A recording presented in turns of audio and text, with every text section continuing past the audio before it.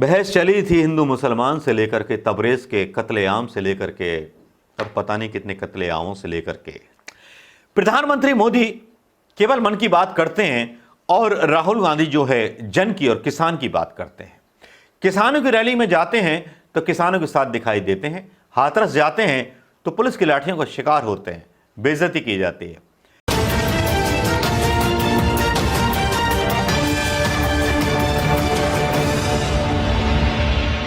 दोस्तों नमस्कार। एक नेता कांग्रेस का जिसको कहा जाता था कमजोर, लेकिन वो मजबूत बनकर के उभर रहा है और वो मोदी जी की मंदारे की तरह बाट लगा रहा है, उनको बार बार सवाल पूछ रहा है कि राहुल गांधी जिनका नाम है, और राहुल गांधी बहुत बुरी तरह से पछाड़ रहे हैं प्रधानमंत्री मोदी जी को। एक के बाद एक हमले करने के बाद वो उनको लाजवाब कर दे रहे हैं। मोदी जी जैसे बने हुए हैं मौन मोदी, अब जैसे कि मौन मनमोहन सिंह बोला करते थे कभी, लेकिन अब मौन मोदी बन गए हैं राहुल गांधी के सवालों के सामने, क्योंकि किसी विपक्ष के नेता में पिछवाड़े में इतना दम नहीं है कि वो सवाल कर सके।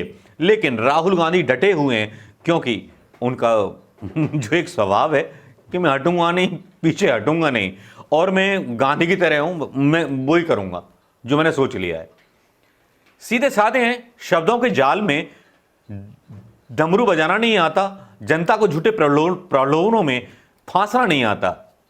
ये राहुल गांधी की सीधी सी बात है।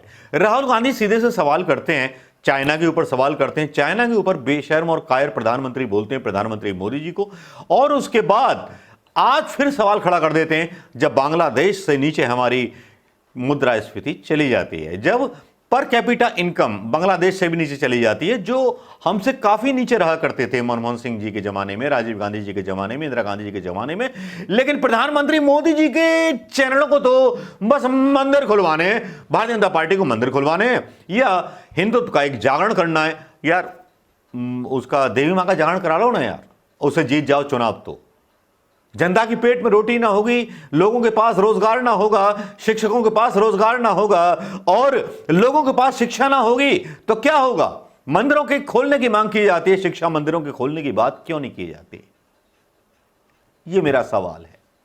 यह कोई मीडिया नहीं उठाएगा इस सवाल को, लेकिन यहां हिंदू मुस्लिम की बहसों को जोड़ा जाता है। यहां पार्ले जी जैसी कंपनी और टाटा कंपनी की एक सब कंपनी तनिष्क बहिष्कार कर देती है कि हम ऐसे बिकाऊ चैनलों को अपना ऐड नहीं देंगे, तो उसके ऐड को ही टारगेट कर लेते हैं कुछ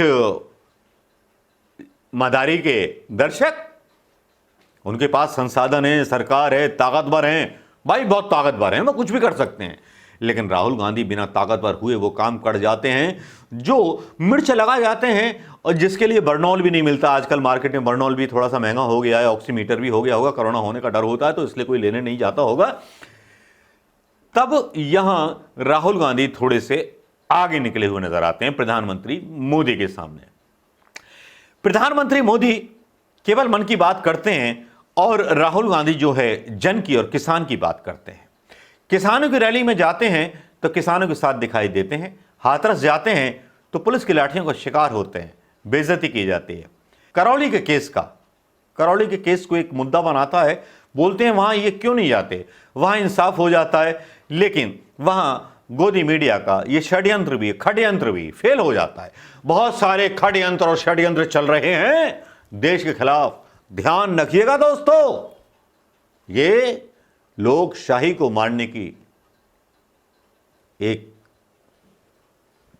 षड्यंत्र है जिसको आप नहीं समझ पाओगे। ठीक उस मदारी की तरह अपने ट्वीट करते रहते हैं भारतीय जनता पार्टी के लोग, जिस तरह से एक मदारी आ जाता है सांप नेवले की लड़ाई दिखाने के लिए, जिसमें बोलता है हाथ खोल दो, मुट्ठी खोल दो, वरना सांप जिंदा नहीं होगा, जबकि नेवले ने सांप मार दिया होता है। आखिर तक वो अपनी बातों में उलझा करके रखता है पूरे मजमे को, लेकिन सांप जिंदा नहीं होता क्योंकि वो मर गया होता है। चाहे मुट्ठी खोल लो, चाहे कुछ हो, उसके बीच वो बहुत सारे पैसे इकट्ठे कर लेता है। जरा समझिए, इस सरकार के वो वादे, वो दावे जो आपसे करके आई थी, 15 लाख के, रोजगार के, सबके। आपको बोला गया राष्ट्रवाद पर चलो, आप राष्ट्रवाद पर चले। आपको बोला गया हिंदुत्व पर चलो, आप चले। लेकिन आज क्या हो रहा है? बलात्कार हो रहे हैं तो हिंदू हिंदू के साथ बलात्कार कर रहा है। दलित भी तो हिंदू है ना, यादव भी तो हिंदू है ना। झांसी में हुआ एक नया मामला, उसका एक अलग वीडियो होगा। लेकिन राहुल गांधी ने मदारी की पोल खोल दी है। यह मदारी जो है दाढ़ी बढ़ा करके एक्शन करने में और अभिनय करने में बहुत यकीन रखता है। तो इस मदारी को समझ में आ जाना चाहिए कि देश के लोग बेवकूफ नहीं है, मूर्ख ज्यादा दिन तक नहीं बना पाओगे। सबको पता चल जाता है टेक्निक क्या होती है पैसे कमाने की। पैसे आपने खींच लिए, कर्मचारियों के पैसे आपने खींच लिए, सब कुछ तो आपने खींच लिया। नई नई योजनाएं ला करके रोजगार बचे ही नहीं, देश की अर्थव्यवस्था गिरने वाली है। कब तक मैनेज करोगे? कहते हैं ना, बंदर के हाथ में उसरा थमा दो तो गला अपना ही काट लेता है। वो अपना नहीं गला काट रहा, बल्कि देश का गला काट रहा है। बहस चली थी हिंदू मुसलमान से लेकर के तबरेज के कत्लेआम से लेकर के और पता नहीं कितने कत्लेआमों से लेकर के। सजाया गया था उन वीरों को जिन्होंने मॉब लिंचिंग में हिस्सा लिया था।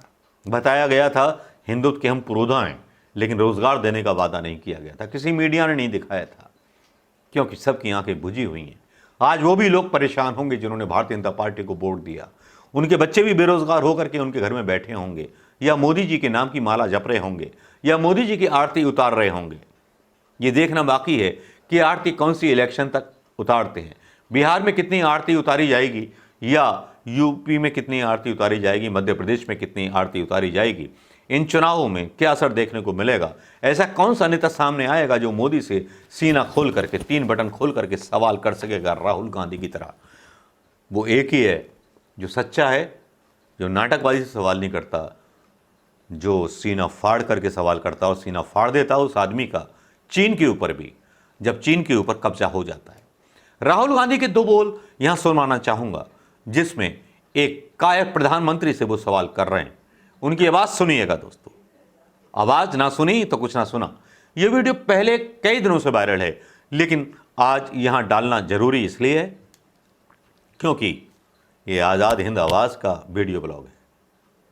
सरकार थी, मैं आपको गारंटी करके बोल रहा हूं, चाइना में इतना दम नहीं था कि वो हमारे देश के अंदर एक कदम डाल।